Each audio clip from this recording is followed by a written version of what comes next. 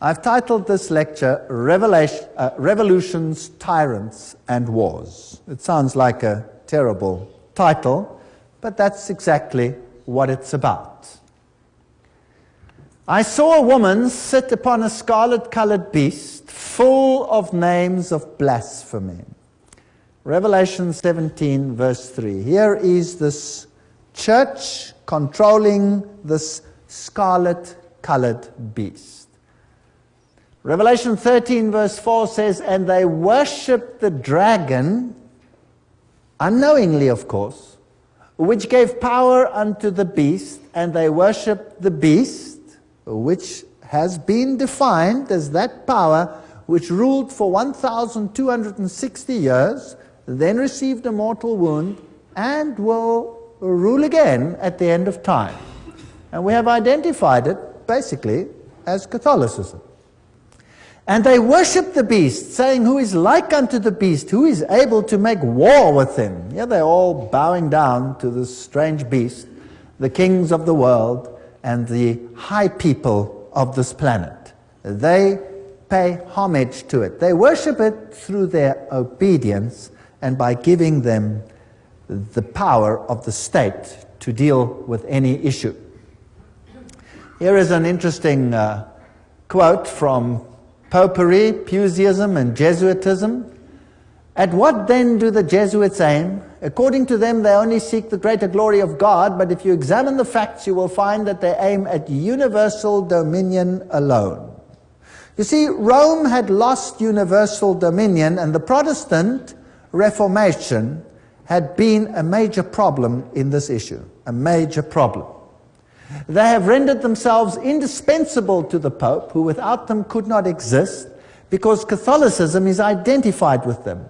They have rendered them themselves indispensable to governors and hold revolutions in their hands. And in this way, either under one name or another, it is they who rule the world. You see, the papacy has crowned itself ruler of the entire world. The Pope is the ruler of the entire world. That's the Holy Roman Empire spread over the entire planet. Well, if we have a look at a century of revolutions starting from 1750 to 1850, we'll see the American Revolution in 1776, and we can ask the presidents that then ruled, who do they think were responsible for this revolution? Then there's the French Revolution, 1789, the Spanish Revolution, 1823, the Polish Revolution, 1831, the German and the Italian Revolution, 1848. By 1917, you had the Russian Revolution, and then basically it was time for war, 1914 to 1918, which made the Russian Revolution, by the way, possible, and World War II, 1939 to 1945. That's a lot of conflict on this planet. How much blood did not flow on this planet as a consequence of these revolutions? And why?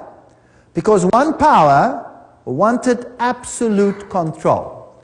And the Bible says the dragon gave it its power so that everybody should be subject to that power and to none other.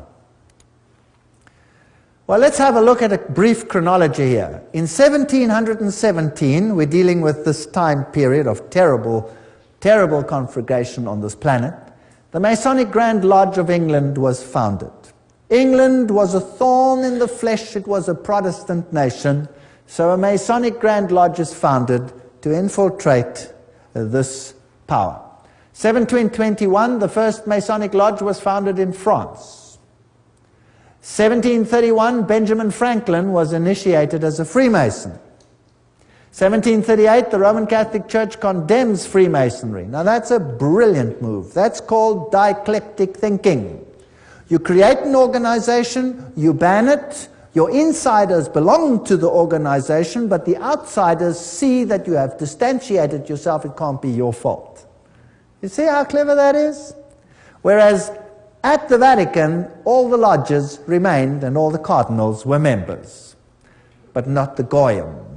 It was to be a Protestant army under the control of the Jesuit order, and we did an entire lecture on that, and you can get it, the one on who's behind the secret societies.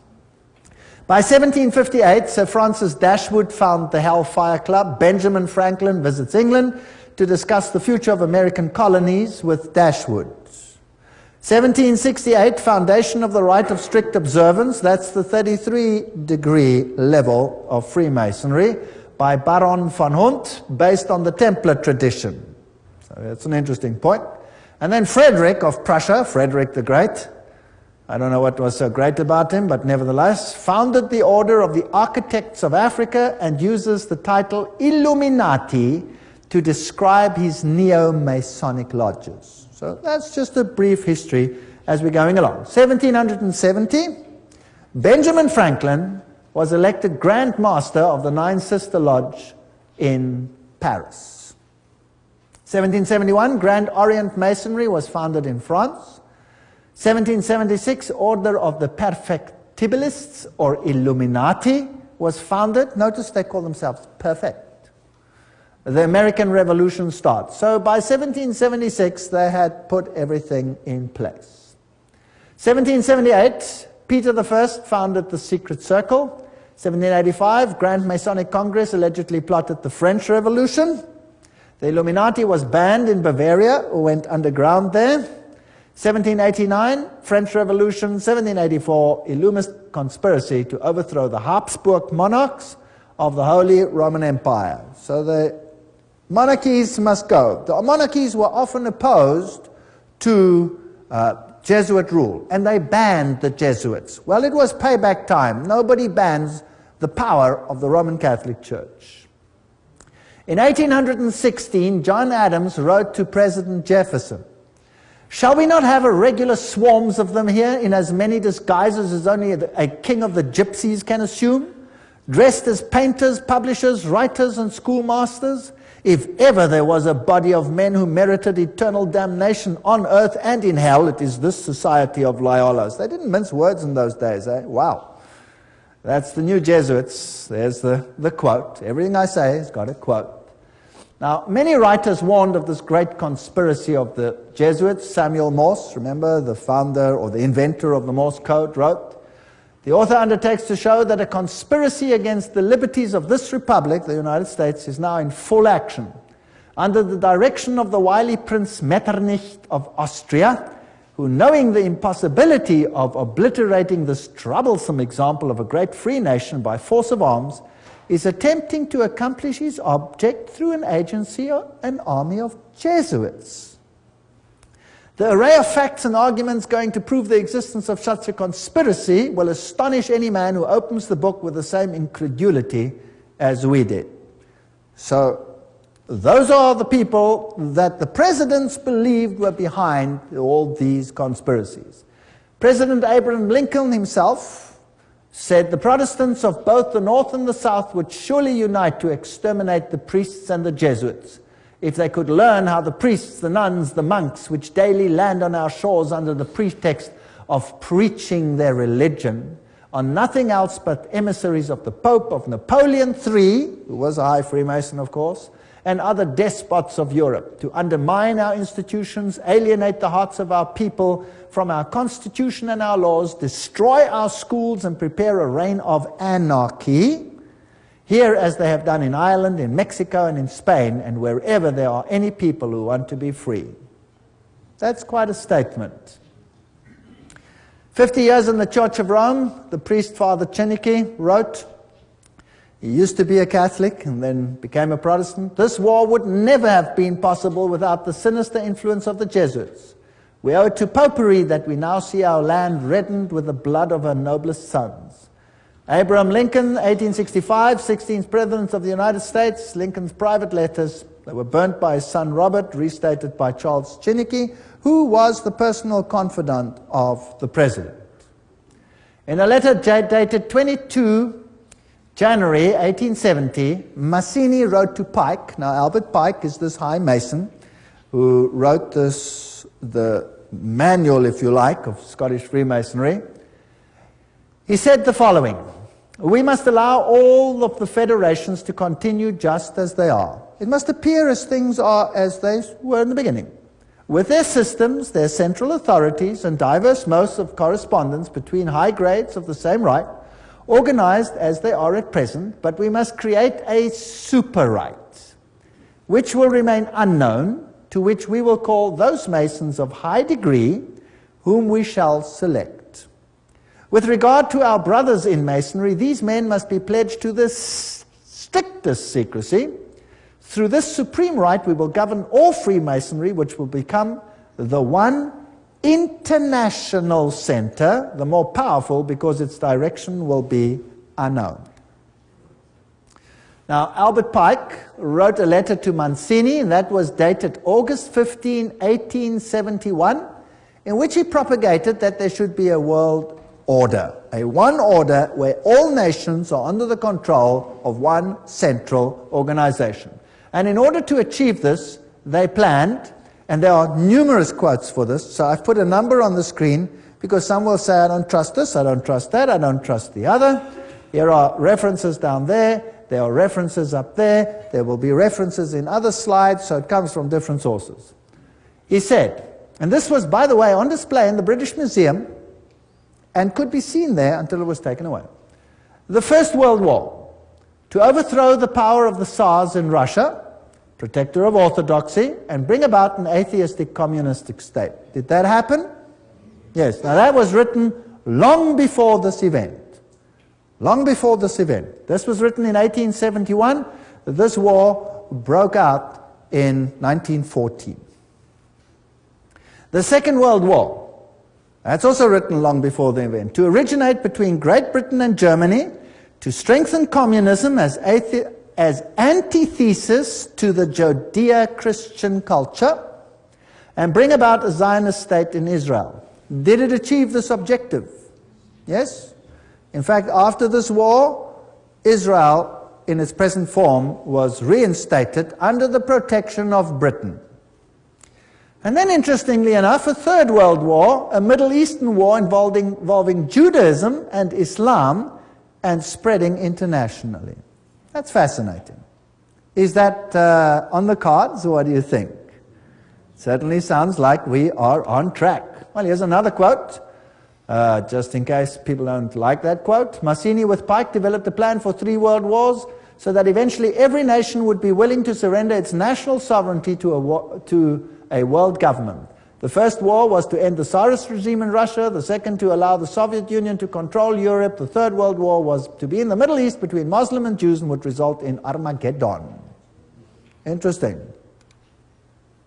Now, how were they going to do it? Let's read what Albert Pike wrote about these wars and how they were going to be unleashed. He wrote, quote, "We shall unleash the nihilist and the atheist," so the destroyer and the atheist, "and we will provoke a formidable social cataclysm which in its horror will show clearly to the nations the effect of absolute atheism. Origin of savagery and the most bloody turmoil. Then everywhere the citizens obliged to defend themselves against the minority of revolutionaries will exterminate these destroyers of civilization, and the multitude, disillusioned with Christianity, will receive the pure light through the universal manifestation of the pure doctrine of Lucifer. The destruction of Christianity and atheism, both conquered and exterminated at the same time." Wow, what a clever plan. So you rub the two systems which you create up against the other. You create atheism as an antithesis to the Judeo-Christian culture. You have these two clash until they rub each other up, and then out of that you will get a new world order where you have a new religion which is far more esoteric and actually honors Satan. Isn't that a rather clever plan? Well, it's very successful. That is why Ordo ab Cao is the verse, if you like, that Freemasonry uses. This is one of their documents, remember, that I photographed in a Masonic lodge. And Weishaupt is the father of Jacobinism. You will remember that we spoke about that in Revelation chapter 11. And Jacobinism was the power that propagated the French Revolution. And we did this in Revelation chapter 11, where the Bastille was stormed, liberty leading, the goddess of reason was enthroned instead of Christianity. So Christianity was removed and another reign began. The monarchy was deposed, and Louis and his wife lost their heads, the beheading of Marie Antoinette, and that put an end to that monarchy. Then Robespierre, he headed the Jacobin clubs, and a reign of terror commenced, which in its bloodshed and its violence rivals anything that we have seen to date. The great philosopher, if you like, of the French Revolution was Voltaire. Now you can look it up in any Encyclopedia Britannica. They will tell you who Voltaire was. He was a Jesuit. They will say, of course, he was a renegade Jesuit that left the Roman Catholic Church to write against it. No, no, no. He was just playing the role perfectly, because they were setting up an antithesis. Do you remember the promise that a Jesuit makes? That I will take either side and do it perfectly, as long as in the end the Mother Church wins? Well, to hold the pen is to be at war. The social contract, man is born free and everywhere is in chains. One man thinks himself the master of others, but remains more of a slave than they are.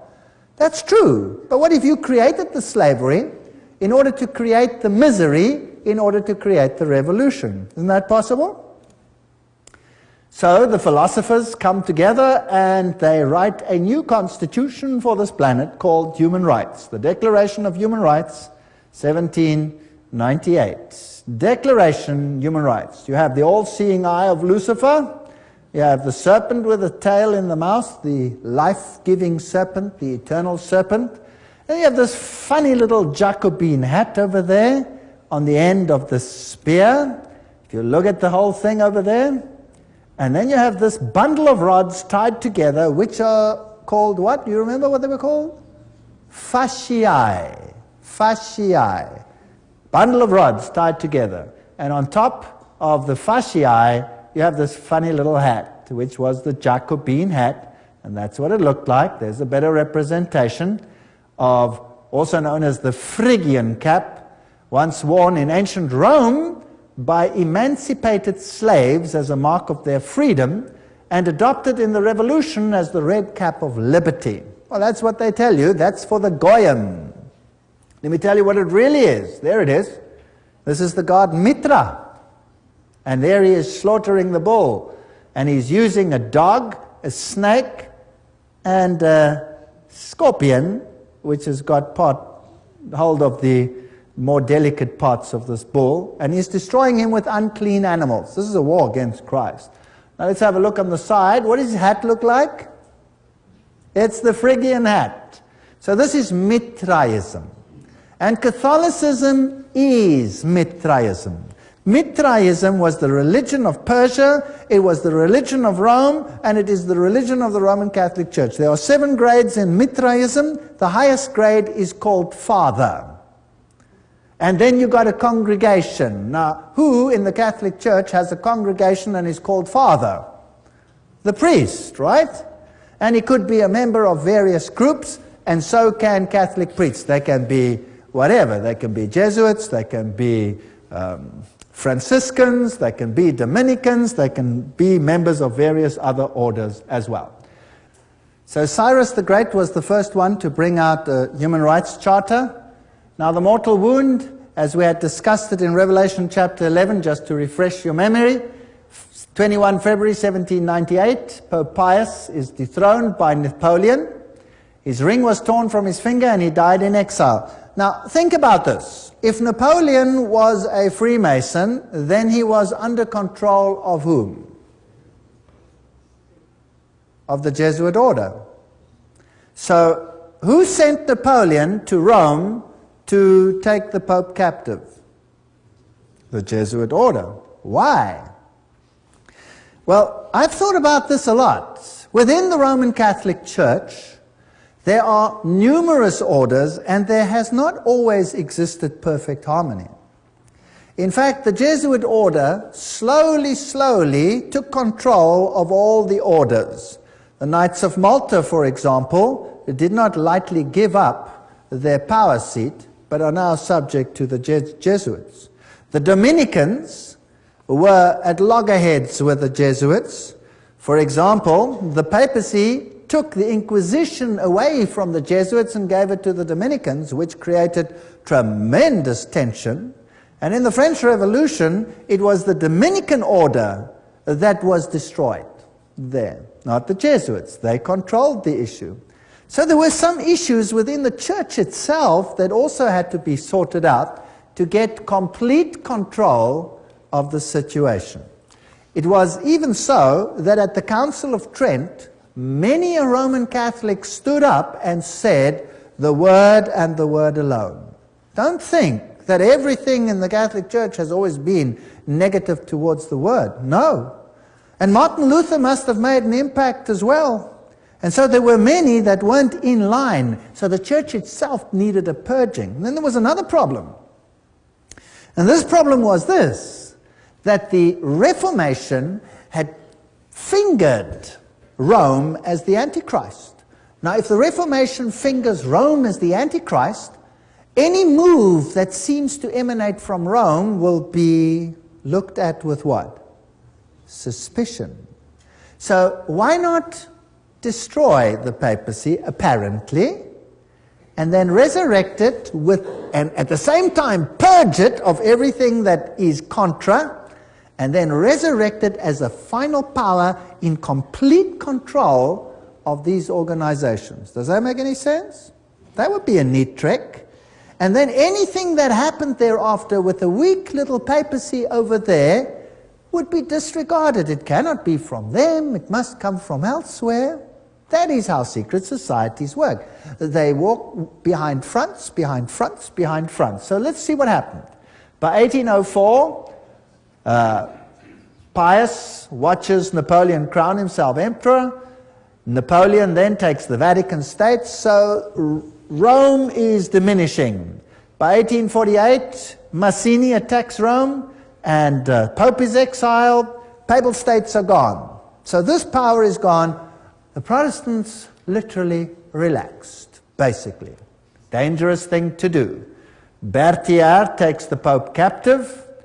Weishaupt and his fellow Jesuits cut off the income to the Vatican by launching and leading the French Revolution, by directing Napoleon's conquest of the Catholic Europe, and by eventually having Napoleon throw Pope Pius VII in jail at Avignon, until he agreed, note, as the price of his release to re-establish the Jesuit order. It had been banned, even in the Catholic Church, imagine that. So it had worked underground. This Jesuit war, or maybe it had been banned purposefully to make it seem as if there was a war. You never know, because these people are superb liars. But this is history, this is what happened. This Jesuit war on the Vatican was terminated by the Congress of Vienna and by the secret 1822 Treaty of Verona. There's the quote. Everything I say has got a quote. I'm not making anything up. After Pope Pius was released from Napoleon's prison, he formally restored the Jesuit order with a papal bull. Now that is the strongest worded statement that a pope can bring forth. In 1814, and the Pope added in this bull, if any should again attempt to abolish it, the Society of Jesus, he would incur the indignation of Almighty God and of the holy apostles Peter and Paul. So this could have been a ruse, it could have been a game, what could have been real, whatever the situation is, we will never really know until the curtain is removed one day. But religious freedom for all. And revolutionaries take to the streets and do what they feel they have to do. Joseph Bonaparte, here he is, 1768, 1844, King of Spain, and he was Grand Master, Grand Orient in France. So here you have all the Masonic connections. This comes from the Masonic book, Masonic sources. Napoleon, himself a high Freemason, is now waging war in the whole of Europe, cleaning up the monarchies, and then he has a war with England. Now, who controls England by this stage? The Freemasons. So we have a battle of Waterloo, and these are the generals that fought on the two sides. Michel Ney and E. von Grouchy, they are on the side of Napoleon. High Freemason, Napoleon, High Freemason. On the other side, you have General Blücher. Those who are German will know a statement that goes, "Ran wie Blücher an der Katzbach," which means, General Blücher at the river Katzbach, he gave Napoleon blazes. High Freemason. And G. von Schnarrenhorst, High Freemason. They were all Freemasons. So this war, was it really a war, or was it a planned war? Now, who are the orchestrators of the First World War? Well, there he is, Kaiser Wilhelm I. What has he got on? This comes from a Masonic book. He's got his Masonic apron on. He's a High Freemason. That's what he was. Here is Kaiser Friedrich der Große. There he is, with his Freemason regalia from a Freemason book. They're proud that these kings were all Freemasons.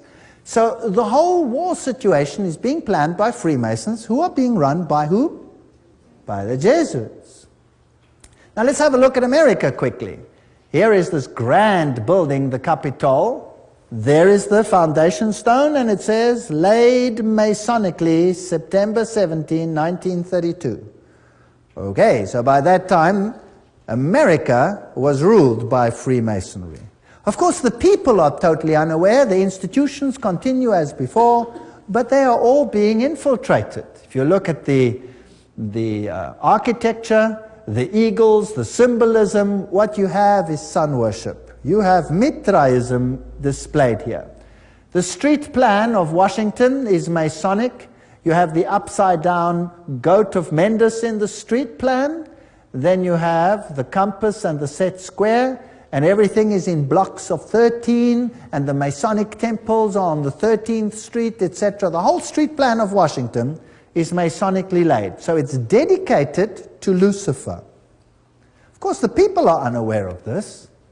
The White House is then built with this tremendous stela over there, the height of which is 555 feet. Not 666, that belongs to someone higher in Rome. This is 555. And isn't it interesting that 555 is the number that Hollywood uses? Have you ever heard when they say, what's the telephone number on any TV program or any one of those? Oh, it's 555, blah, blah, blah, blah, blah. Have you heard of that? It's dedicated to Hollywood. By the way, in Hollywood is the wood they use to make a witch's staff. So it's dedicated to Lucifer. It's witchcraft. But that's just besides the point. So here is the stela. Who laid these foundations? The Freemasons. So let's ask them what it means. Here is the Encyclopedia of Freemasonry. You're going to get a better source from that. Obelisks were originally erected in honor of the sun god. The connection comes from the Egyptian worship of the phallus. So there stands a male, whatever, in the White House. So we don't have to go. It's dedicated to Osiris and to Isis. And anyway, that is the structure over there. The military structure is a pentagon, which is the high center of the pentagram, into which, for example, 13 witches would step in order, 12 around one, in order to propagate a curse. So this is also a witchcraft structure. So it's just a building, but it has certain connotations. Then France, the one that has this new philosophy for a new world, sends a gift to the United States, the Statue of Liberty. So let's ask UNESCO what it means. UNESCO says the 7 rays emanating from Mitra's halo, there's the god Mitra, symbolize the triumph of the forces over the forces of darkness. Now, you must understand that Lucifer says that Michael and his angels represent the forces of darkness, that Yahweh is the devil. Isn't that terrible? You remember that? We did that. And here, UNESCO tells us that the head of the Statue of Liberty is adorned with Mitra's 7 rays. The flame she holds is a sun symbol. So this is the torch of Lucifer. Because it doesn't matter whether Lucifer is male or female, he's androgenic in his story. Here is the foundation stone. At this site on August 5, 1884, the cornerstone of the pedestal of the Statue of Liberty, enlightening the world, that's illumination, was laid with ceremony by William so-and-so, Grand Master of Masons. And there's the Masonic sign. So the Statue of Liberty is Masonic. Everything will appear to be Masonic as we continue. Tex Mars writes, towering above the shimmering but polluted waters, she holds in her outstretched arm and her hand a torch of fire and light, a gift of the Masonic order. The modern inheritors of the Illuminati heritage of the Statue of Liberty was sculptured by Frederic Bartholdi, a member of the Masonic Lodge of Alsace-Lorraine in Paris, France. The statue is significant to the secret societies plotting the New World Order. There you go. Right, by 1854, Pius declared the Immaculate Conception of the Virgin Mary. Now, Mary she's always been there in Roman Catholicism, but now Mary is being placed into the very center and legitimized as the Mother of God and as an entity in heaven. In 1869, Pius summons the First Vatican Council, and in 1870, the dogma of papal infallibility is published. Now we have another God on earth. And ultramontanism triumphs. The Jesuits see to it that all power is concentrated in one man. What happens then? By 1917, the Russian Revolution. And you had this interesting Fatima message. There's a link with Islam there, but never mind, we'll come to that in the next lecture. Russia will be converted, the Holy Father will consecrate Russia to me.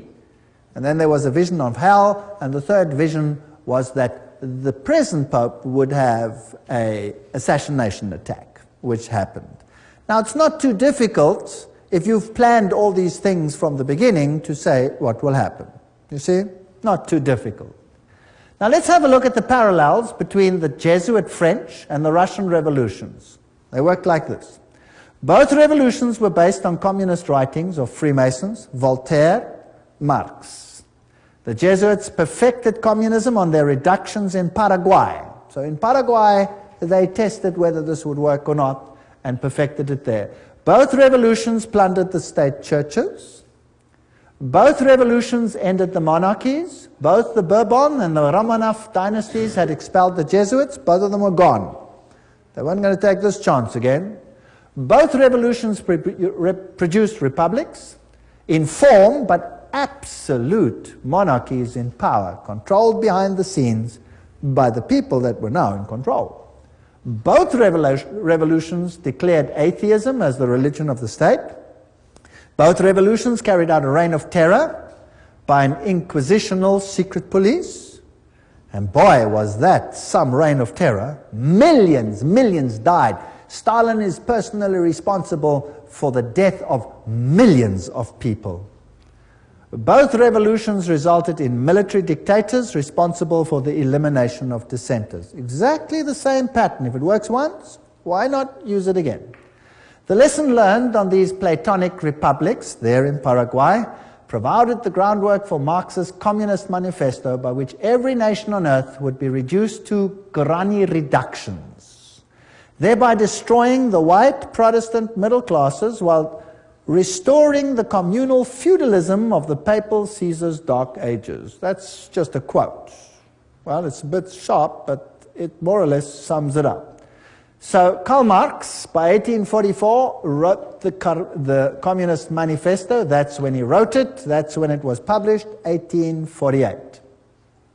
By 1928, Papal Nuncio in Germany leads the Catholic powerful center party to the right and helps skyrocket Adolf Hitler to power. Now, who's Adolf Hitler? By 1929, Pius disbands the Catholic Party. It's done its job, and people are ready to vote. And in the same year, he crowns himself sovereign ruler of the world. What arrogance. Now the Pope is sovereign ruler of the world. In the same year, he signs the documents. Now a ruler has to have a country, and he gets his papal state back, the smallest state in the world. And the papacy now again qualifies as a political entity. Now, it had been dead, it was no longer a political entity, so the beast was mortally wounded, and now it gets its power back, and now it qualifies as a beast again. Its wound was healed, isn't that correct? That's why the San Francisco Chronicle, almost quoting the Bible, says that while they signed this document, the wound was healed in this display. Now we're ready for war. 1934. In Yugoslavia, an organization called the Ustashi is formed. What a disgusting organization. Founded, and they assassinate King Alexander of Yugoslavia. Now the Ustashi is a military organization with basically Nazi features, and they slaughtered the Serbs. They slaughtered the Orthodox people and forced them to become Catholic or to die. One of the two. And nothing is ever said about this tremendous slaughter that took place over here. 1941, Croatia declares itself independent, and the slaughter begins. This is the man who is now Pope, Cardinal Secretary of State, Eugenio Pacelli. There is his family, all of them Masonic connection, and of course they have the Banco di Romano at their disposal with Rothschild money. This man, does he have Masonic features? Yes. Here he is at his election. His cell number was 13, a very important number in Freemasonry. There he is in the Masonic triangle stamp that they produced. There he is with the Masonic sign, just as Anthony Sayer had it, and something else. From then on, the papacy wore the ephod, the little plaque that was also worn by the priests of Israel. Now, let's ask Albert Mackey, a 33-degree Freemason, to quote to us what this means. He says, "The Grand High Priest of the Royal Arch Freemasonry from 1859, 1865 in the USA states in his standard work," this is him, states that the High Priest of the Royal Arch officially wears the ephod. So who's the High Priest of Freemasonry? And there is, the Pope. Well, Pacelli visited the United States and conversed with this man, President F.D. Roosevelt. Now this is a lodge picture which should never probably have been released, and they're probably very upset that it has been released, but it shows Roosevelt in his full Masonic regalia. And there it shows him with his fez on his head, and he's receiving a Masonic handshake. Note the Masonic handshake. And interesting fez, we will come to that in the next lecture, what that all symbolizes, why they are wearing fezes. And he appoints Myron Taylor as special envoy to the Vatican.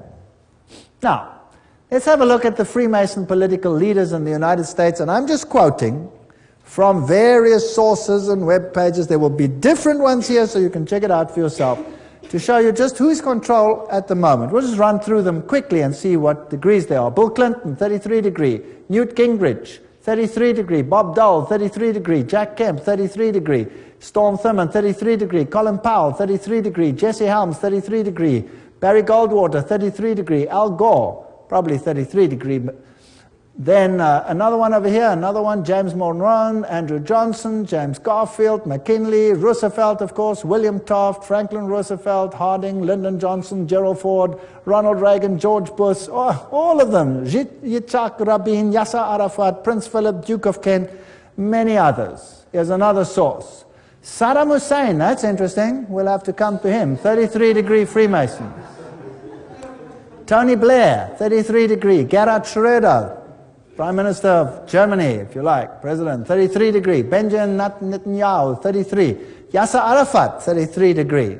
Ronald Reagan, Gorbachev, Helmut Kohl, Shimon Peres. Helmut Kohl is also a committee of 300. Francois Mitterrand, 33, was Grand Orient Lodge, of course. Yitzhak Rabin, Willy Brandt, all of these old ones were Freemasons. Some more. Joseph Stalin, he was Illuminati, he was a member of the Grand Orient Lodge. Leon Trotsky, Grand Orient Lodge. Kissinger is a member committee of 300. J. Edgar Hoover, 33. Cecil John Rhodes, Aleister Crowley. Walt Disney was a 33-degree Freemason. Olive Palm, Al Gore, Tony Blair, Joseph Mengele, that's interesting. That's the mass murderer of the Nazis. He was Illuminati. Robert McNamara, you name it, they're all there. Billy Graham, oops, sorry, let's move on. Colonel John Glenn, Buzz Aldrin, everyone who's ever been up in space has to be a Freemason of the highest degrees. Edgar Mitchell, all the way through, Francis Bacon, Lord David Owen, all the negotiators, Richard Halbrook. I'm just running through some of them. Alan Greensprang, Peter Wallenberger, Queen Elizabeth is the queen of the Bilderbergers. Prince Philip, Queen Beatrix, she's the committee of 300. Prince Bernard of the Netherlands, committee of 300. And so we go on and on and on and on. Ted Kennedy, Rockefeller, David Rockefeller, Teng Hui, Baron von Rothschild. Hillary Clinton is 6 Grand Dame. She's a very high Freemason. Albert Pike, of course, you know, Bertrand Russell, Otto von Habsburg, Weishaupt, all the way back. Here is Edgar Hoover. President Dwight D. Eisenhower there honors him with the 33 Grand Cross at the special White House ceremony. They're not ashamed of any of this. Here are just about all the presidents of the United States in the presidential gallery of the lodge. I photographed this myself. I went into the lodge, I went into the presidential gallery, I photographed each one of these. And then,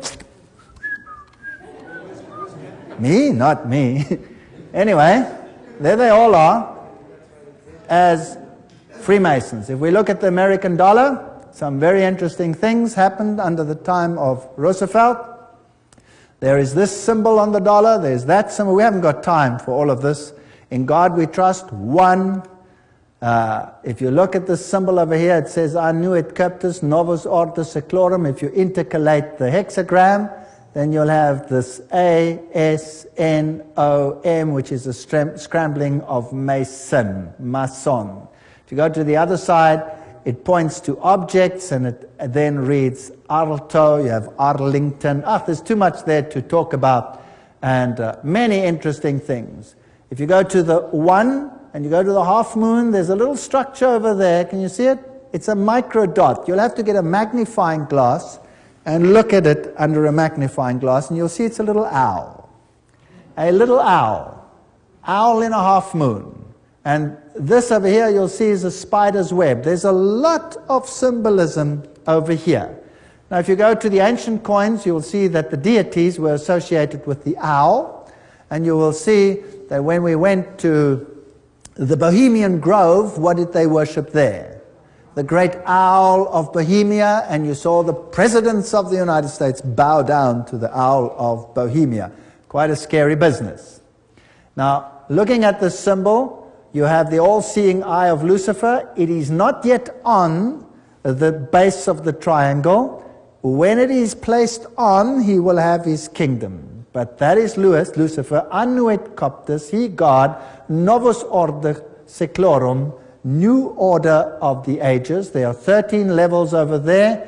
The bottom one is the date of the founding of the independence of the United States, but it is also the founding of the Illuminati. You have the spider's web, symbol of the new age. You have over here the band, the ribbon of Lucifer. You will see it over here in this Roman Catholic Church, where you have Anubis, the phoenix, symbol of Jupiter, the god Jupiter, and the skull and crossbones, and there you have the ribbon. You see it? Associated with Jupiter. That's on the flame. And all of these symbols tell us one interesting story. On the other side, you have this symbol. There are 9 feathers, there are 13 spears, there are 13 leaves, there are 13 pentagrams, shaped in the form of a hexagram. You have the eagle. You have this statement over here, a pluribus unum, out of many one. We're going to reunite all nations. So that's the symbolism of a new world order on the dollar. The world is going to be united under one central government, and that government is going to be in control of Lucifer, not Jesus Christ. Although Jesus Christ, of course, knows about it, permits it, and is ultimately in control. He tells us ahead of time that this is going to happen. And then the end of the story is that Jesus will reign on this planet.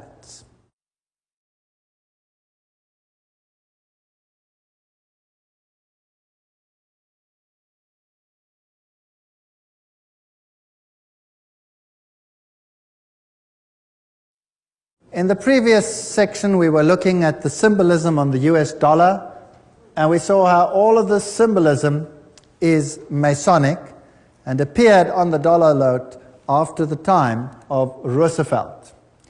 Revelation 13:11, and I saw another beast coming up out of the earth, and it had 2 horns like a lamb, and he spoke like a dragon. We're going to deal with this prophecy in detail in another lecture.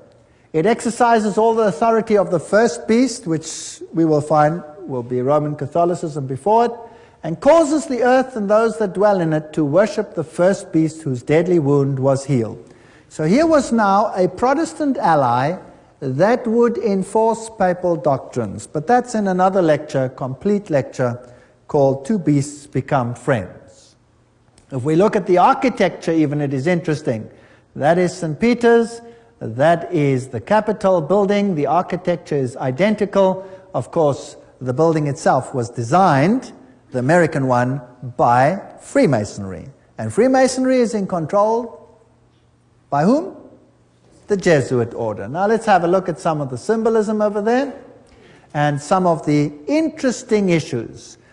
We are now ready for the Second World War, and the 3 main role players of the Allies are this man over here, Winston Churchill, and he was a what? 33-degree Freemason. We saw Roosevelt in his full Masonic regalia. He was a 32 or 33-degree Freemason. And then we have Stalin, who was, of course, Grand Orient member, so 33-degree Freemason. They're all on one side. Extract from a report by Ambassador Harriman in Moscow to the State Department, June 30, 1944. Stalin paid tribute to the assistance rendered by the United States to Soviet industry before and during the war. He said that about 2/3 of all the large industrial enterprises in the Soviet Union had been built with United States help or technical assistance. The other third had been Britain. So who built the USSR? Who built it? The West. The West financed it and built it. Here you can see Winston Churchill in his Druid Masonic Lodge with all his Druid fellows around him. So these are genuine facts. This isn't just conjecture. Do you remember Pearl Harbor? Well, fortunately, the 50 years of Secrecy Act are past, and so now we know for a fact, because this has been revealed, that they knew that Pearl Harbor was going to be attacked. Is that correct? And they chose not to do anything about it. Why? Because they needed an incident to start a war.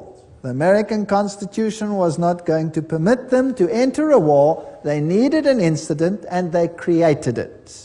In fact, that is mass murder of their own people. Is that correct? Because they knew about it. This is public knowledge. It's in the news. The 50 years secrecy is up. Nobody can deny it anymore. It's a fact.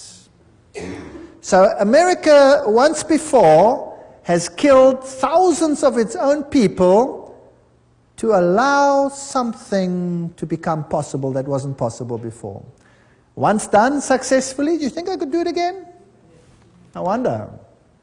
What about the other side? Hitler. Hitler said, I learned much from the order of the Jesuits. Until now, there has never been anything more grandiose on earth than the hierarchical system of the Catholic Church. I transferred much of this organization into my own party. The SS was constituted according to the Jesuit principles. Himmler, head of the SS, was closely associated with the Jesuits through his father and brother. Hitler said of him, I can see Himmler as our Ignatius of Loyola. And Joseph Goebbels was also a trained Jesuit. So, the two sides, who controls them both? The same parties. This is called thesis, antithesis. Goebbels, Himmler, these people were Jesuits. They were fascists. Adolf Hitler, fascist, using the symbolism of the sun god. The Maltese cross, the symbols of the sun god.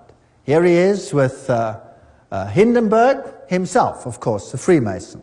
This thing is all entirely planned. Gaining the youth on his side. One of the principal Catholic personalities to help Hitler to power was Franz von Papen.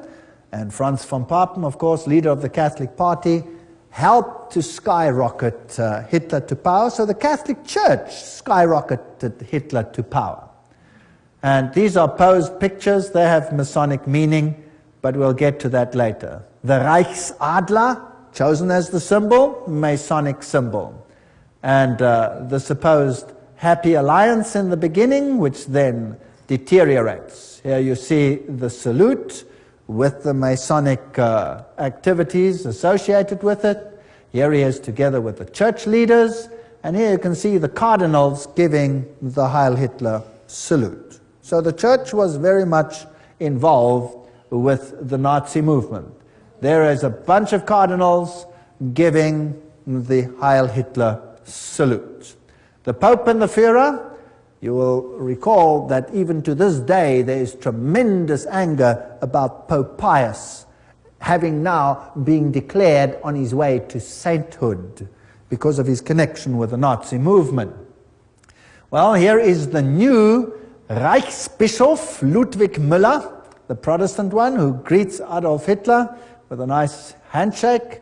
The previous one, the previous Protestant bishop, no longer lived because Adolf Hitler had him executed. So this one must have been a puppet on the religious side. So the Catholics and the Protestants next to each other. Now understand the war. Let's think about the war. Who is the problem in terms of the Roman Catholic Church? Firstly, the Orthodox Church in the East had been a problem. The First World War sorted that out.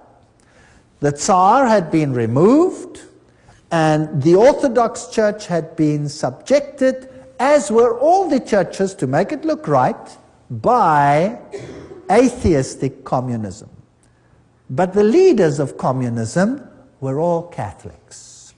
In fact, I have traveled in many of those countries, and the old people all told me, now we understand why the leaders of the communist regimes, why they all attended the Catholic Church. Why, if they were all atheists, were they such good Catholics? Well, this mighty army is built up, but Germany is divided.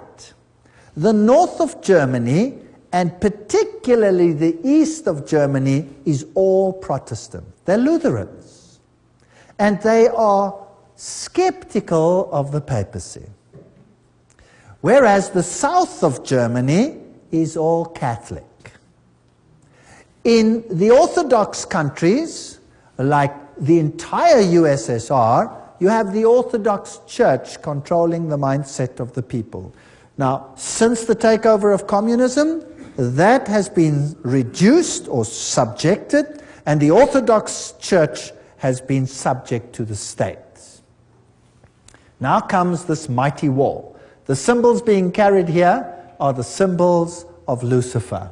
They're also used in theosophy. There you can see them.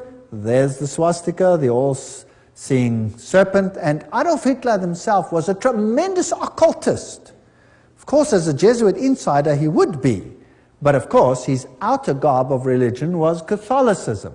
You'll find the same swastika on the foot of Buddha. And, as I recall, as I told you before, it was a Jesuit priest, Father Stempfler, not Hitler, who really wrote Mein Kampf. So a Jesuit wrote the book. The SS has the same symbols as the Skull and Bones people. The skull with the crossbone, meine Ehre, heißt Treue. My honor means Treue, to be loyal, loyalty. The SS had been organized by Himmler according to the principle of the Jesuit order and became basically the new, if you like, Inquisition.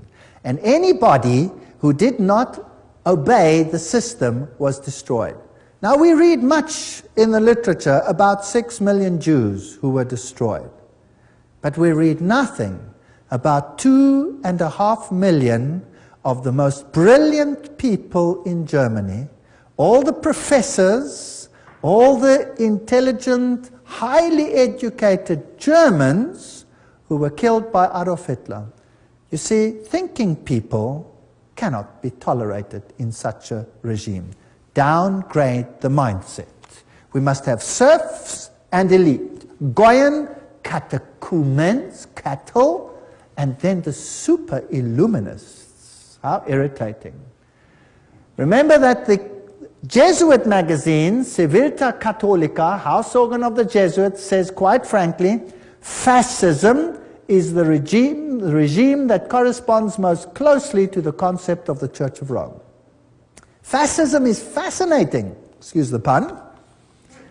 Fascism has one central leader. You see, Pope eventually, one central leader, total control over the people, yet the people believe that they are free because they are getting everything that they require.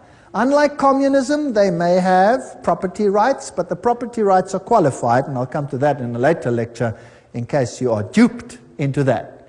Now here are these fasciae. Let's have a look at them. The bundle of rod accompanied by an axe or a spear, which symbolized power over life and death, carried by the Roman official as symbol of authority. Under the Republican conflict or praetor, starting on an expedition, he took his vows on the Capitoline Hill, where the Vatican sits today. This is very symbolic. He acclaimed, if acclaimed imperator, in other words, leader by his troops, he decked his fasci with a laurel, and on his return deposited the wreath upon the Capitoline Hill. Everything leads to Rome. Fascinating story. So where you find the fasciae, you must know that Rome is behind it. Fascist regimes use the fasciae. So fasciae can look like that with an axe, or the axe can go through, or it can be a spear like it was in the French Revolution. These are fasciae. Now where do we find the fasciae? Well, in 1888, campaign poster of incumbent President Grover Cleveland, Benjamin Harrison defeated them, but later he won. Cleveland was re-elected to a non-consecutive term. There his eagle is standing on 2 fasciae. See it? Fascism, hidden in the United States. Do you know the United States should be as far as the East is from the West from fascism, isn't it? Well, isn't that fascinating? The US Capitol building, if you go right to the tippy-toppy, that's what you have. Fasciae, fasciae, fasciae, fasciae. So the United States eventually is going to become a fascist state. Nobody would have believed that 50 years, 100 years ago, 10 years ago, maybe not even 5 years ago. Today, what does it look like? Is there mighty state control over every single one, just like in the times of the SS? If you move, is there a new law coming out which will watch the people of the state? Yes or no? Yes, Patriot Bill, have you heard of that? All kinds of interesting laws coming out. Now, what type of government is that? Interesting. There it is. Did you know that the fasciae here, fasciae behind the rostrum podium of the House of Representatives in Washington, D.C., note the back of the chair resembles a golden axe. There it is, the axe and the fasciae. So they knew this all along. They're just waiting for the opportunity, biding their time. Ancient Roman coins with a fasciae. Here is a fasciae on the back of a dime in America, with a flame there, fasciae on a US dollar, And presidents sitting next to fasciae is Washington. Even Abraham Lincoln sat on a fasciae chair. Is the insignia of the National Guard. It has fasciae. There are fasciae in the Statue of Liberty. Let's read what Anthony Sutton, remember this man who wrote about Skull and Bones, educated at the University of London, Göttingen, California, research fellow, Hoover Institute. This is an important man. Let's see what he has to say. How the order creates war and revolution. Talking now about Skull and Bones, which is the Illuminati, which is the Jesuits behind the scenes, as we have seen. Operational history of the order can only be understood within the framework of Hegelian dialectic process. Hegel, the great man who said, always create two directions. Thesis, antithesis, rub them up against the other. Who cares how many people die in the process? Then you have synthesis. Then you get what you actually want. From this axiom, it follows that controlled conflict can create a predetermined history. For example, when the Trilateral Commission decided managed conflict, etc., we read this quote before, so I'll just skip it.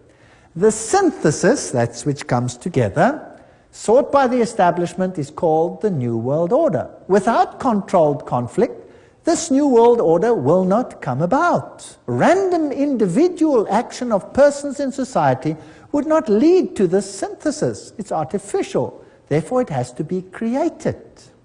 So you hear about a war here and a war there and a revolution here and a revolution there. Revolutions have to be financed.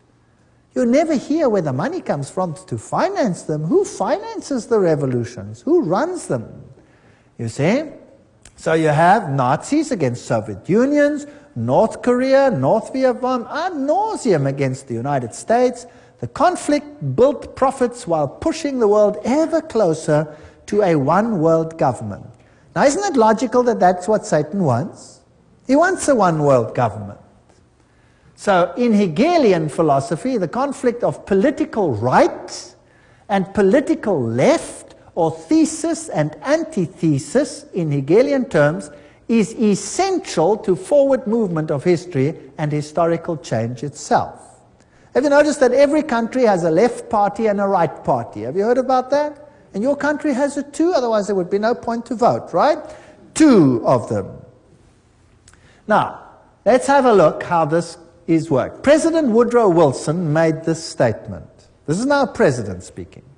Some of the biggest men in the United States in the fields of commerce and manufacturing know that there is a power so organized, so subtle, so complete, so pervasive, that they had better not speak above their breath when they speak in condemnation of it.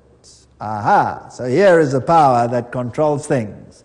Karl Marx in Das Kapital posed capitalism as thesis and communism as antithesis. Now you'll have Jesuits clamoring for capitalism and you'll have Jesuits clamoring for communism.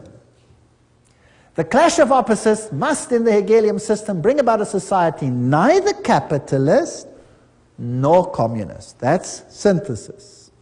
Moreover, in the Hegelian scheme of events, this new synthesis will reflect the concept of the state as God and the individually as totally subordinate to an all-powerful state. If you don't do what the state says, sizzle fits.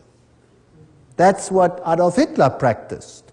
2.5 million Germans, sizzle fits, gone. What then is the function of Parliament? Now take note, I'm not saying this, I'm reading it. I get criticized for this statement. You cannot believe. Please don't criticize me. Write to these people. I'm just quoting. What then is the function of a parliament, a congress, for Hegelians? These institutions are merely to allow individuals to feel that their opinions have some value, and to allow a government to take advantage of whatever wisdom the peasant may accidentally demonstrate. All right? Now let's see how Hegel puts it himself. This is now the great philosopher Hegel, where the politicians bow down to him. He says, by virtue of this participation, subjective liberty and conceit with their general opinion, individuals, can show themselves palpably efficacious and enjoy the satisfaction of feeling themselves to count for something. In other words, we're just idiots. So if you vote, who are you voting for? I'll tell you who you're voting for. I always say this. They vote for the devil in pink or the devil in blue. The vote makes no difference. It's a joke. Politics is a joke. War, the organized conflict of nations for Hegelianism, is only the visible outcome of the clash between ideas. As John Dewey, the Hegelian darling of modern education system, puts it, he's in control of the whole new world education. War is the most effective preacher of the vanity of all merely finite interests. It put an end to the selfish egoism of the individual, by which he would claim his life and his property as his own or as his family's. Did you get that? Now surely Rome doesn't think like that. Oh, I'll show you papal bulls which will make your hair stand on end. New ones. Compare this to the spirit and letter of the Constitution of the United States, which says absolutely the opposite. All right? So for these elitists, the state is supreme, and a self-appointed elite running the state acts indeed as God on earth. The rest are catechumens, cattle, goyim. College textbooks present war and revolution as more or less accidental results of conflict, but they're never in Western textbooks will you find the evidence that revolutions need finance, and the source of the finance, in many cases, traces back to Wall Street. Operational vehicles for conflict creation, the key to modern history is in these facts. The elitists have close working relations with both Marxists and Nazis. They play on both sides because what they have created is just a game. In this memorandum, we will present the concept that world history, certainly since 1970, reflects deliberately created conflict with the objective of bringing about a synthesis, a new world order. So let's have a look how it worked. Here's the order. The thesis is Marxist Russia, Second World War now. The antithesis, Nazi Germany. Who financed them? Who financed the Russians? Guarantee Trust Company. Who financed the Nazis? Guarantee Trust Company. And then you have Harriman, formerly of Harriman and Company, etc., etc. Same people over here. Harriman, Nazi interests. Same people finance both sides. Then you have the Bolshevik Revolution, 1917 and 1933, Hitler's ascension to power, conflict between the two, tremendous profit, and the result, post-World War II, United Nations as the first step to a new world order. There you have it. Beautifully. Financed by the same sides. By 1948, the atomic race. By 1950, Mary receives pilgrim status. 1950, Francis Matthew calls for nuclear war with Russia, and they start arguing between the two of them. Notice how many were killed by Stalin. Among the 1,766,188 victims up to the beginning of 1922, figures obtained from the Soviet documents, nearly 5,000 were priests, teachers, nuns, etc. of the Greek church. As soon as the persecution extended to the millions of Lutheran, Reformed, Baptist, Methodist, and especially Mennonite Christians, the circulation of the Bible is not only strictly forbidden, but punishable by exile. So that's what Stalin did. Stalin killed millions. We hear of 6 million Jews. Well, think in terms of 30, 40, 50 million people when you think of Stalin, the greatest mass murderer this world has ever seen. And Foster Dulles, President Kennedy, what is the story there?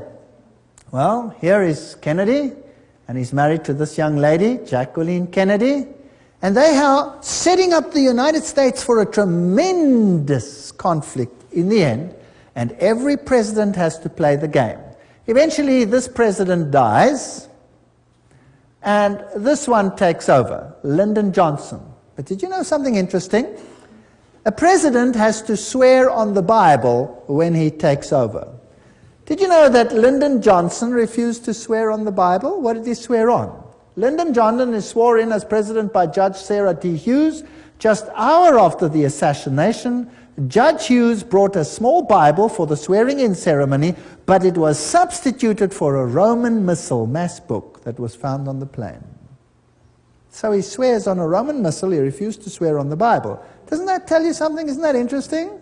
I find that very interesting. Now, why did that president have to go?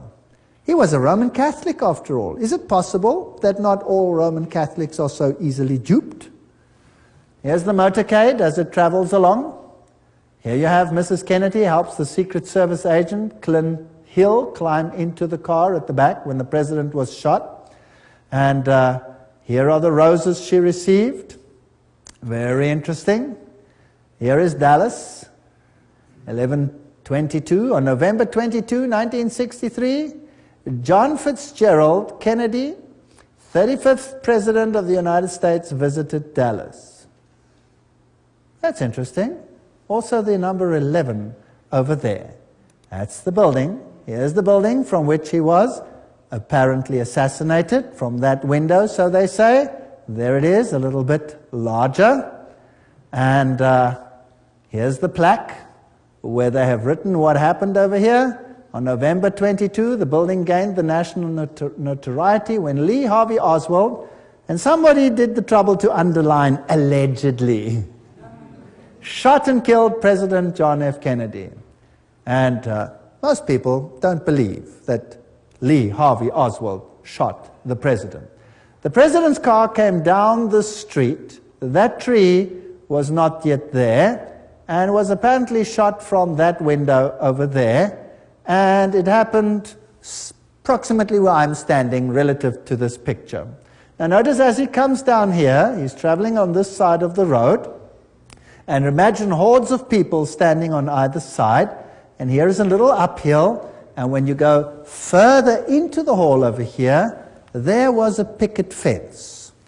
And if you looked from the picket fence, you could look down onto the street.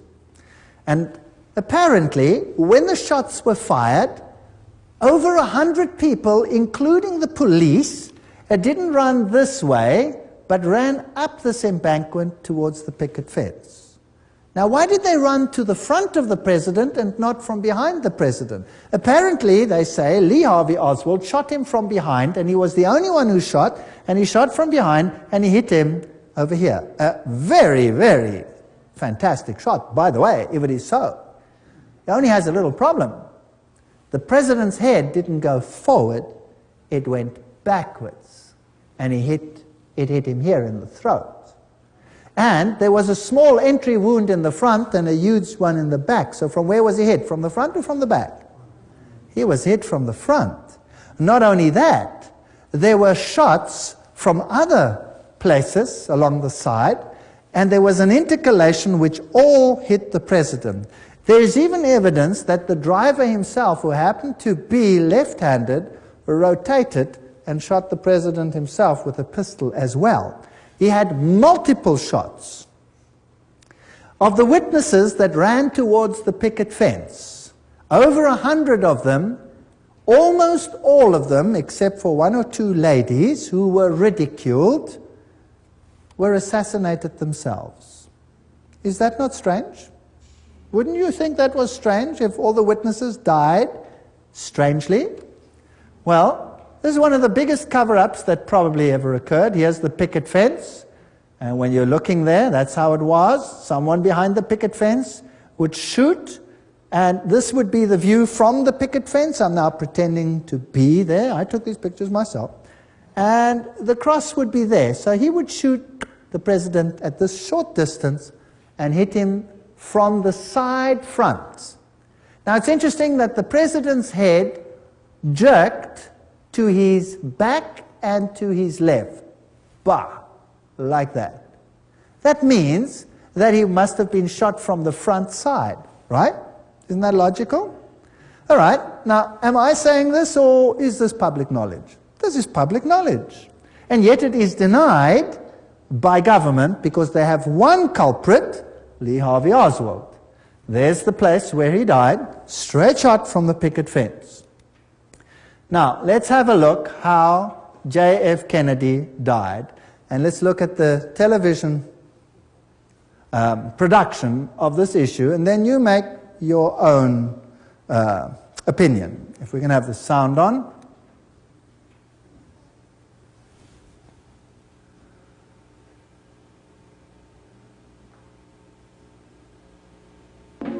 A Let's go back to that day in Dallas. The day was November 22nd, the time shortly before noon. At first the crowds were thick, but as the motorcade approached Dealey Plaza, it was here that the motorcade violated the Secret Service's own rules. As the car turned, it slowed from 40 miles an hour to 7. It was precisely then that gunshots blasted out. For 6 seconds, the occupants of Kennedy's car were struck by bullets. Kennedy grasped for his throat. Grabs for his throat. Kennedy's head exploded, driven with great force backwards and to the left. Then and only then did the president's car accelerate and speed off. Lyndon Johnson, the new president, ordered a federal commission to investigate the crime. The Warren Commission had given us the official version. Lee Harvey Oswald had acted alone. But if all 3 shots had come from behind, then why did the president's head fly backwards? Why did so many people, including policemen, run not towards the book depository where Oswald was, but towards the picket fence? If the Warren Commission was right, why did so many witnesses claim to see something completely different from the official report? As many as 177 people died simply for knowing too much. The moment Kennedy was killed, a massive cover-up went into operation. Witnesses were threatened, and many were killed. Ian Hill interviewed immediately afterwards. Shots rang out, and he grabbed his chair. There was an interval, and then 3 or 4 more shots rang out. By that time, the motorcade had sped away. With us now is Gene Hill, who is closer to the president's car than anyone else at the time of the shooting. Ms. Hill is a Dallas grade school teacher and has feared for her life for the last 29 years. I understand that 2 men claiming to be Secret Service agents interrogated you after the assassination. What were you asked? They asked me what I had seen. I told them that I'd seen the president hit, that I saw a shooter from the knoll, and that I'd heard 4 to 6 shots. But they told me I didn't hear but 3 shots. Were you ever interviewed by the Warren Commission? Oh, yes. I was interviewed by Arlen Specter, who, well, he tried very hard to discredit everything I said.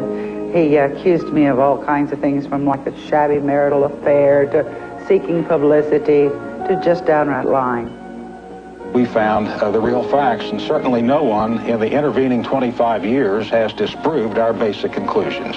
It was Specter who came up with the so-called magic bullet theory, which tracks one bullet going through both Kennedy and Texas Governor John Connally. The bullet was later discovered virtually intact on Connally's hospital stretcher. The truth, had it been known, had it come out, would have revealed there was a conspiracy. Conspiracy to kill the president needed a scapegoat, a patsy, someone who would take the blame. There were many things you weren't supposed to see, like the paraffin test given to Oswald. It proved conclusively that Oswald had not fired a rifle that day, or the spy camera found in Oswald's possessions, issued to him by the U.S. government, or Oswald's letter to a Mr. Hunt requesting his next assignment. The only Hunt we know of in this case is Howard Hunt of the CIA, who shared the same office with Oswald in New Orleans. The office belonged to Guy Bannister, formerly with the FBI. Not only was this addressed on Oswald's supposedly pro-Castro leaflets, but the account Oswald used to print the leaflets belonged to the CIA. Howard Hunt with the CIA, Guy Bannister with the FBI, and Lee Harvey Oswald, all in the same office.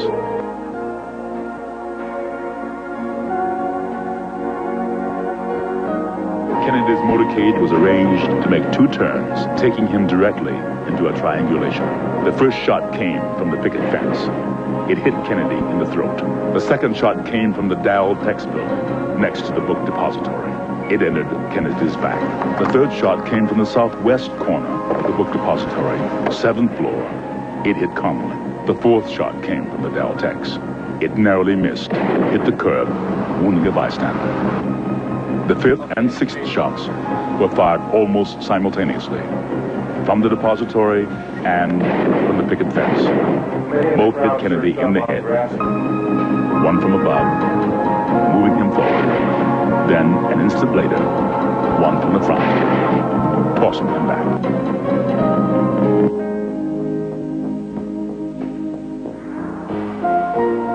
Here you see the passenger in the front turning back, looking at the president. Instead of jumping back to assist him, he turns forward. The driver's now rotating. The weapon comes into view, and he fires. You'll see this repeatedly in these sequences. Kennedy's been shot in the throat. He's leaning to his left. The driver now begins to rotate. His left arm comes over his right shoulder, and he fires now. Again, you see the driver rotate. You see the weapon come into view. He's rotating again. The weapon is in view. He fires. You can clearly see his head turning and his arm and the weapon extending into view over his right shoulder. One of the first activities of William Greer after the presidential limousine arrived at Parkland Hospital was to attain a bucket and a sponge and water and begin to wash the blood and brains off of the presidential limousine. There's a new theory about the assassination of John F. Kennedy. A government scientist says police audio tapes provide new evidence of a second gunman. If it could be proved that the sound on the tape was a gunshot and that, in fact, it came from the grassy knoll, then it would provide some evidence that there was a second gunman in addition to Lee Harvey Oswald. But so far, few who agree with the conclusion made by Thomas. Hello? Yes, Rick. Go ahead, please. Yes, I'd like to know why it's taken so long for this information and the truth to be exposed. First place, it hasn't been exposed yet, and I don't think it ever will be. Secrecy in government is designed for one purpose and one purpose only. Not to keep the enemy or the opposition from knowing what's going on, but to keep the American people from knowing what is going on. And all the evidence that exists, or might have existed, that would implicate the government in Kennedy's assassination, you can be sure that evidence is now destroyed. So even if everything is released now, the chances of solving the Kennedy assassination and attaching the blame to the guilty parties is almost impossible.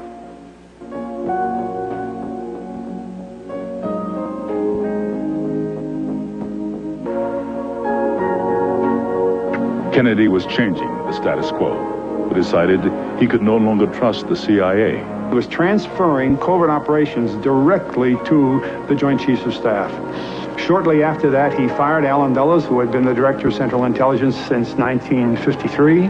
Kennedy continued to make enemies as he pulled back from world confrontation. He ordered U.S. troops out of Vietnam. This was an incident that took place. Well, you saw that driver rotate, if you could see it. It was very difficult. You could see his head go back. You could see all these things. Vatican Assassin says, but after the failure of the Bay of Pigs invasion, President Kennedy changed due to his betrayal by the Jesuit Council of Foreign Relations in the person of McGeorge Bundy. He sought to break the CIA into 1,000 pieces. Now, the CIA would be like the SS. Why break that? Then he called for a return to America's currency to the gold standard. That was a major problem that would stop the Federal Reserve. And another thing that he said, I will separate church and state. I think that was a big mistake that he made in the eyes of the Jesuits.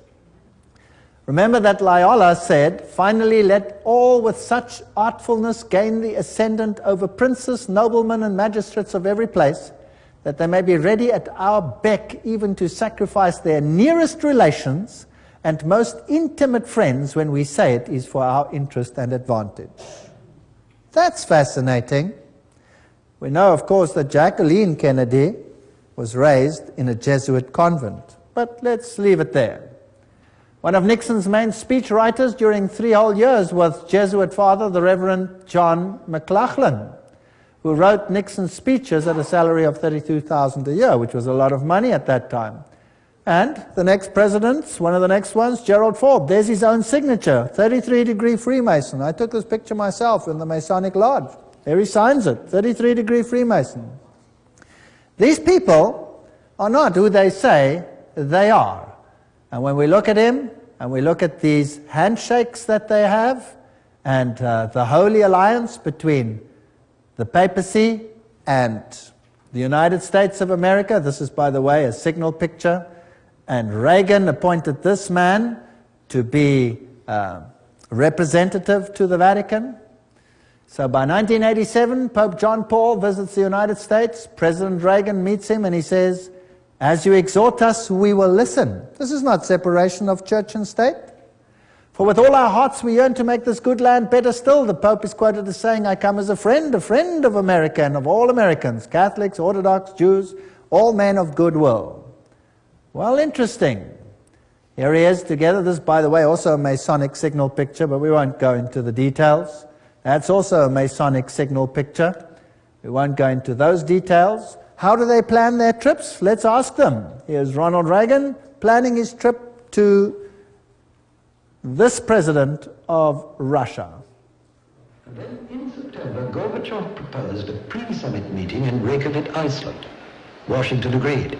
The astrologer fixed the time and the date of departure, and at 9:45 on October the 9th, Reagan flew to Reykjavik. For instance, if you have very bad Saturn, you should cultivate Jupiter so that... Wow. He's now acting like Nebuchadnezzar. Let's call the astrologers to tell us when this meeting should take place. You know, the 11th is a very important date. Presidents die on it. Buildings collapse on it. It's very interesting.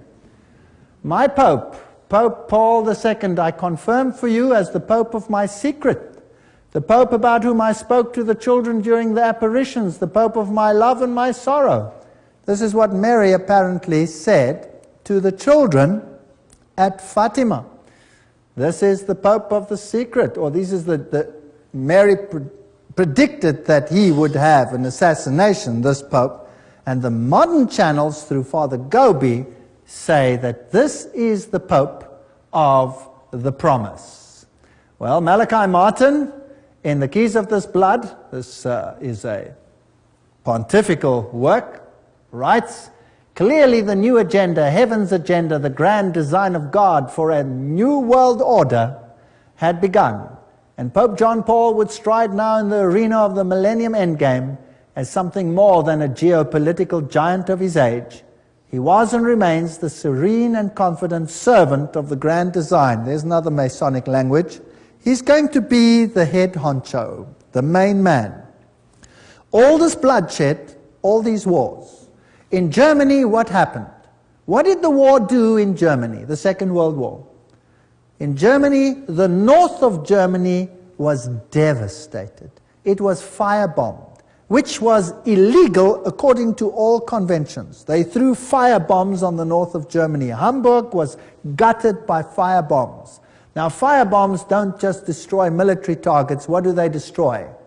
They burn human beings alive. So it was targeted to destroy the people. And then East Germany, the entire Protestant conclave was cut out and handed over to Soviet Russia for 2 generations of enforced atheism. Today there's no Protestant left anymore. Protestantism has been destroyed. The Orthodox Church has been subjugated. All of them are subject to Rome. Millions of Serbians died. Millions. It has been a slaughter in the last centuries such as this world has not seen. Why? To gain full control of the world. Here is Gerard Newkirk states, over the last 2 decades, in particular during the Reagan years and the last 2 with George W., the United States is looking less like a democracy and more like a highly evolved fascist creature. Isn't that interesting? I'm not saying this, I'm just reading it. Devoid of the idiosyncrasies and shortcomings of its progenitors where they practiced this, this form of fascism has a propaganda machine that is arguably the most efficient the world has ever seen. We are in an interesting time frame.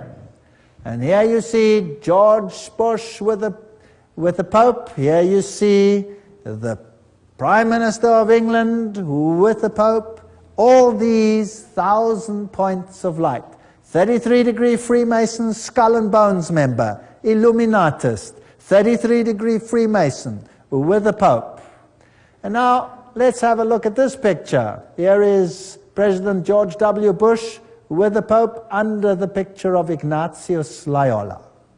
Who's going to be the great spiritual leader of the New World Order? Please note this picture. The Pope sits on the altar of Chorazim. This is when he visited Jerusalem and Israel recently. Israel. The backdrop depicts Christ with an open book that reads, "Love your enemies, I will come soon." What else do you see on his throne? An upside-down cross. There's the Pope too with an upside-down cross, symbol of Lucifer's victory over Jesus. This is a sad state of affairs, and we looked at the teachings of Illuminism, we looked at the teachings of the Masonic Order, of the secret societies, and we saw that Lucifer was their god. They said so themselves. And what do we have to do? Come out of her, my people, that you not be partakers of her sins. I believe that we are on the threshold of history. I believe that the final events are unfolding. And I believe that we need have no fear, because God said that He would give them the opportunity to show their true colors. The final apostasy against God will end in the greatest victory the universe has ever seen, and the kingdom of God will soon be ushered in. If you thought that this was long in the future, I have news for you. It is at the door. Jesus is coming soon. Thank you.